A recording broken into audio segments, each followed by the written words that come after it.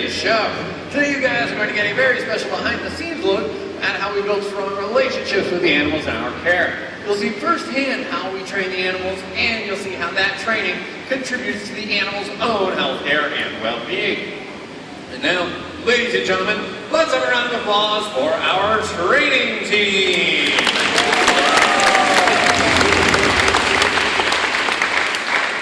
On the island on the left, we have Sam. On the island in the back, we have Angie and Eric. And on the island on the right, we have Andrew and Jessica. Now that our trainers are in position, they blow their whistles to let the Pacific white-sided dolphins know that it's time to get started. You'll also notice each different trainer placing a different shape into the water.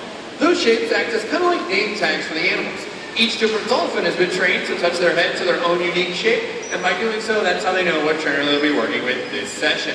Let's take a look at how the training process begins. Please focus your attention toward the island in the back, where Angie is working with Piquette. Before any training can take place, a strong relationship must first be established between the trainers and the animals. Let's see some of the ways this is done.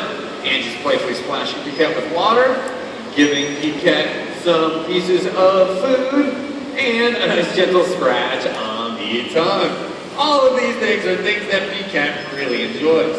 Angie's making this a fun, positive experience that Piquette looks forward to. Now that Angie has a relationship with Piquette, this is when she teaches her a very important sound. The sound of that whistle. To the animals, that whistle sound means good job, it means thank you. But how does she know that? Well, let's watch and listen. Angie blows a whistle, followed by playful splashing. Angie blows the whistle, follows that with some food. Angie blows the whistle and a nice gentle dunk or two under the water. By always following that whistle sound with something Piquette enjoys, it's not long before Piquette knows that that whistle means good job, that it means thank you. The next game that we teach the animals is a game called targeting. The object of the game is for Piquette to touch her head to a target we provide. The first target we teach the animals is our hands. Angie will touch her hand to Piquette's head, blow the whistle, follow that with a gentle spritz of water. Hand to the head, whistle, and some pieces of food. Hand to the head, whistle, and rubs her fins. By now, Piquette really enjoys having her head touched. This is where you can start to change up the game just a little bit. What do you guys think would happen rather than bringing that target to Piquette if Angie were to move that target up and out of the water? Well, let's find out. Piquette comes up to find that target. From here, we move that target up, down, over to either side to all different locations. And we're not limited to using our hands alone. We can introduce different objects like this red buoy on the end of a stick to act as an extension of that target. Keep your eyes on that targeting pole to see how it can be used throughout today's show. We can extend the rules of this game so far that Angie doesn't even need to be the one providing that target. She can give a signal to Piquette that Piquette understands to mean go find that target. Take a look on the island on the right where Jessica is slapping the surface of the water with one of these targeting poles, and Piquette finds that target in a new location.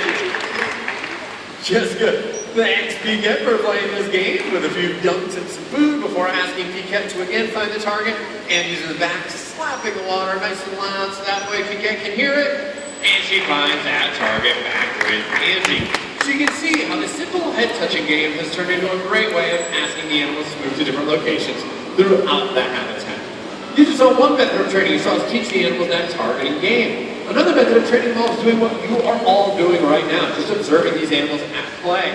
Because on their own, these animals are capable of all sorts of really fun behaviors. So just by observing the dolphins, you might be able to see towards the wall in the back, one of the dolphins sliding up onto a ledge just under the water. Or, if you take a look towards the left, you can see TK slapping the surface of the water with their tail, or towards the back, a dolphin quickly swimming upside down through the water. So whether it be swimming upside down to get a new perspective on their surroundings, or slapping the water with their tails to corral fish, these are things the dolphins know how to do on their own. We don't have to show them how these things are done. But who here remembers what that whistle sound means? It's good job, you're right, it means thank you. So just by watching these animals at play and blowing the whistle when we see these fun behaviors, that's our way of telling the dolphins that they're doing a great job.